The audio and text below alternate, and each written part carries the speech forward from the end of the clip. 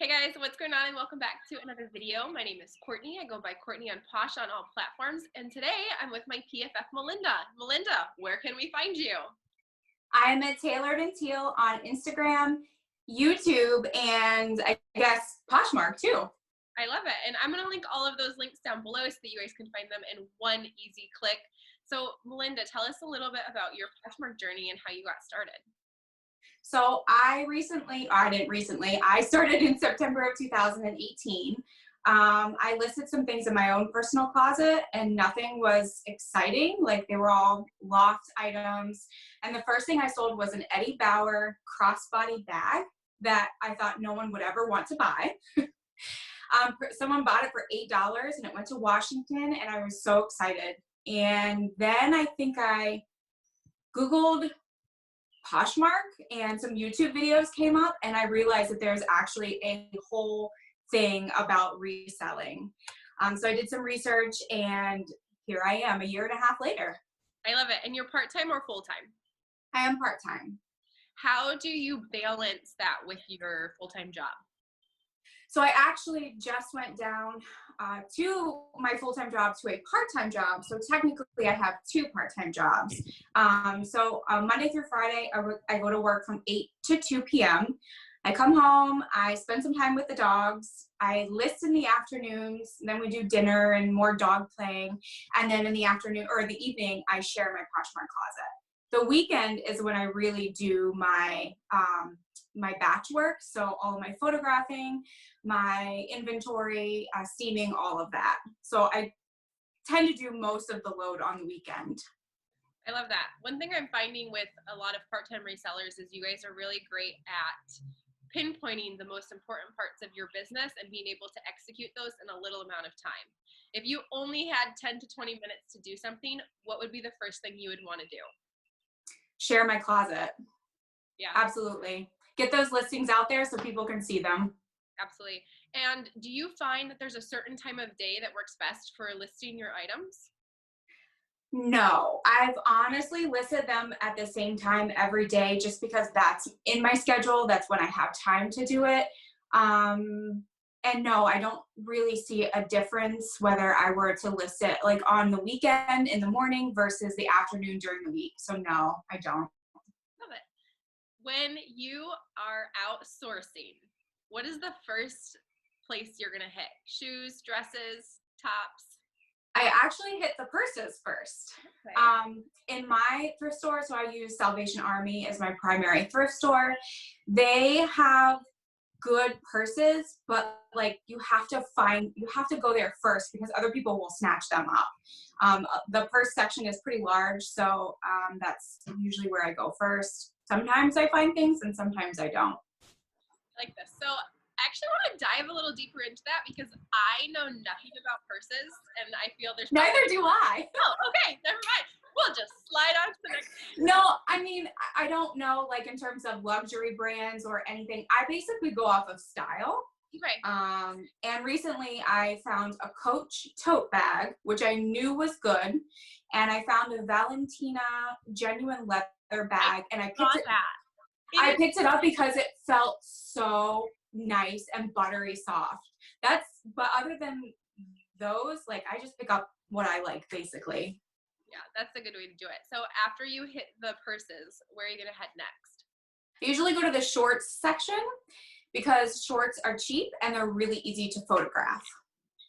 Are there certain brands that you find do well for shorts? Because I know a lot of people don't want to pick them up. They struggle with them.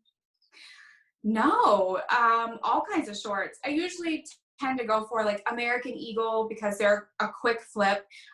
J. Crew, Ann Taylor, like Urban Outfitters or Free People, things like that. But just usually bread and butter brands. I love that. Talking about bread and butter brands, what's a brand that is beyond that? Something that is just like you would be so ecstatic if you found in the wild. Dream brand. Tory Burch. Fry is another brand that I really want to find. Rothy's would be good. Teaks as well. Those are all kind of shoe brands, but yeah, we don't get those type of things around my area. So if I were to find it, it would be a really good day. And you're in upstate New York? Correct. Yes. Yep. Love it. And what about brands that you used to pick up but just no longer move for you? It's funny because I just mentioned them in the shorts. I try not to pick up J. Crew, especially J. Crew Factory and Ann Taylor or Ann Taylor Loft. Sometimes they still do sell for me, but they don't move as quickly as I thought that they would. So I always question myself when I find them in the thrift store. Like, do I want to hold on to this for 6 months? No, so I put it back. But if it's a really cool piece, I will pick it up. So this question is just coming to me, so I'm sorry if it catches you off guard, but Okay. I want to know, do you feel like there are any strengths or weaknesses or both to where you live when it comes to thrifting? Yes. We do not have the bins here. So my cost of goods are higher than some other people. I pay anywhere from $2.50 up to $7 for my items. And if I were to go to the bins, I'd have to drive at least 3 hours. In terms of a pro for the area, we do have a diverse group of people that live here in the capital region areas where I'm around Albany, New York, the capital. So I can actually hit different towns and they all have their eclectic groups. So I could find something really expensive in one store and then just bread and butter in the next. So yeah. I love that. It's definitely an asset when you can go to multiple thrift stores. I have that here in Los Angeles, and it's like you said, you get a very nice, well-rounded group of brands and just different styles as well, depending on where you're sourcing. Exactly. So, talking about brands that you don't pick up anymore, I'm wondering how much of that comes with what you've learned along the way in your process of being a reseller. Is there any advice that you started out with that you thought was amazing, and then looking back now, you're like, wow, I wish I didn't listen to that? Yes. And I actually wrote it down because it's the 30-minute Poshmark method.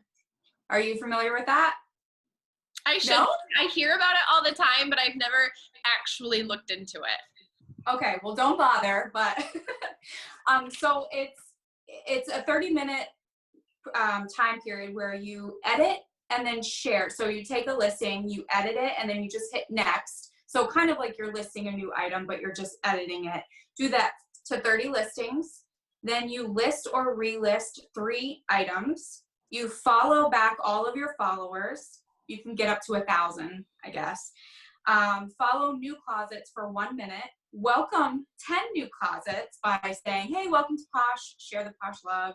And then after that, if you have any time left, share back any activity that you've gotten in those 30 minutes.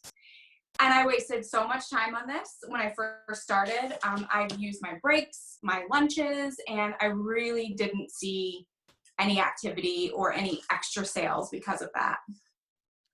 I think that I'm not familiar with that. Like I said, obviously I've heard about it, but I've never really dove into exactly what it was. It sounds like the point of that was to kind of just get you to engage with the app and all of the different facets that the app has. And I think that it is important to interact daily. Definitely.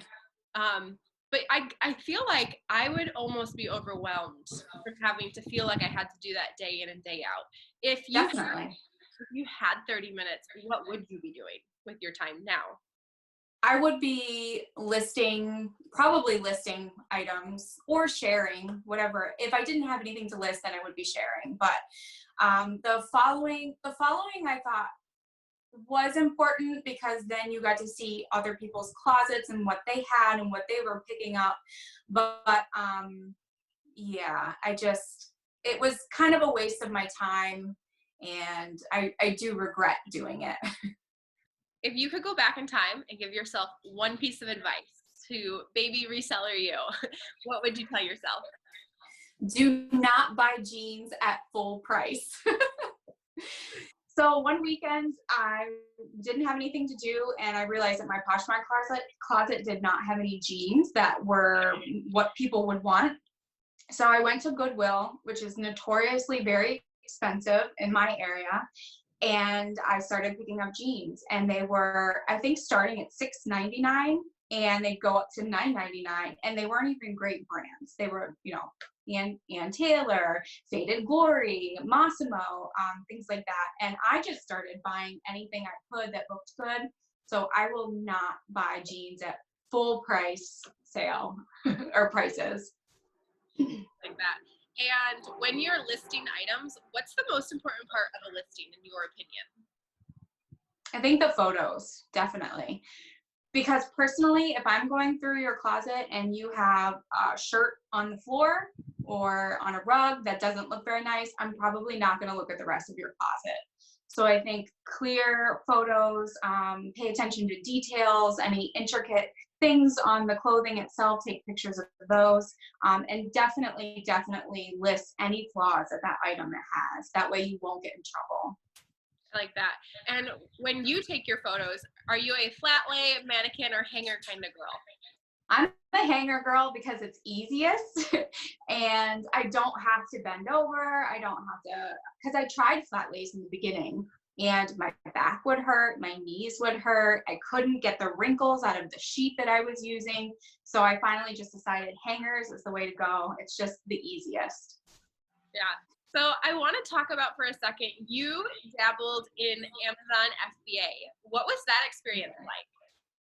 I wanted to up my reselling game. And so I think I started in June of last year.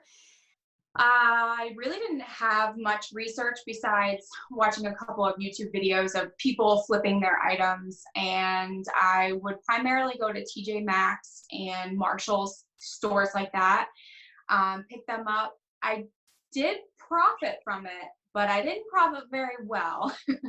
I didn't lose money, thankfully. But I just got to the point where I was wasting my time in the stores.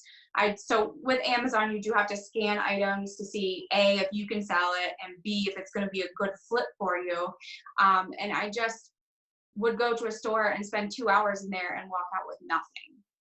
So that to me just wasn't worth it. And then there was one sale that I did lose money on, and I decided I just didn't want to do it anymore because it was a big, like an omelet maker or something that I had to get a big box for. And because the box was so large, I had to pay over, I forget, it was like $20 or $30 in shipping. And the item had only sold for $25. So I lost money on that. And finally, I just said, it's not worth it. I'd rather spend my energy on going to thrift stores and knowing, being comfortable with what I'm doing with my business. So it sounds like that just wasn't something for you, which is totally okay. If if somebody thought it was for them and they did want to try it out, what would be the one piece of advice you would tell them to go in knowing? I would say do your research first. Know what items are selling on Amazon. Definitely watch some videos of some notable people on YouTube, and just know what you're getting into before you start. Have there been any people that have really inspired you in the community that might be your PFFs or just might be people that you check their content daily? Yes. First off, there is Dale. She dove headfirst into reselling, and she also dove headfirst into YouTube, and she has more followers than I do right now. So she's very brave to do that. Amber resells. She has a busy full-time life and job, and she's always doing her actuarial, if I said that right, exams. But she runs a successful Poshmark side business and YouTube as well. And then, do you follow Far North Thrift? I do. I love her online sourcing. The things that she finds and the brands that she finds, which I don't know about those brands, it's a great learning experience to watch her. Yeah, I love it because she picks things that other people aren't picking up. So you learn a lot about different brands and about quality too, because sometimes she'll go in and she'll talk about why she's picking up that brand and that item, and I think it's really great. Exactly. So we talked about things that you love with reselling. What are some things that you don't love about reselling? I don't love spreadsheets and doing my numbers. I don't enjoy putting my inventory into spreadsheet. I also don't enjoy putting my numbers into what I've earned for the month. However, I like to see the number at the end. I just don't like doing it. I don't know. It's especially with eBay. eBay has so many different fees. So it's really hard. I have to go to like 3 different places to find the fees, where Poshmark, it's all in one place, thankfully. So that's kind of difficult and something I've had to adjust. But on my YouTube video, or on my YouTube channel, I do a what sold video every 2 weeks. So I'm kind of forced to do that, which is good. And I'm putting myself accountable, but I really don't enjoy doing those numbers. That's actually really great accountability that you do it that way Yeah. with videos, because that is, and for those who've never watched her YouTube videos, she is just so clear and concise and to the point, and everything flows, unlike me in these interviews. No. I love watching your content because I'm a very minimalist, to the point type of person usually, and I love that you're that way as well. So it's so easy to watch. So Awesome. Thank you. yeah, if you guys are interested in seeing what sold, be sure to check out her YouTube video every 2 weeks. Melinda, thank you so much for taking part in this interview series. It's been so awesome getting to know about your Poshmark journey. Yes, and thank you so much for having me. Of course.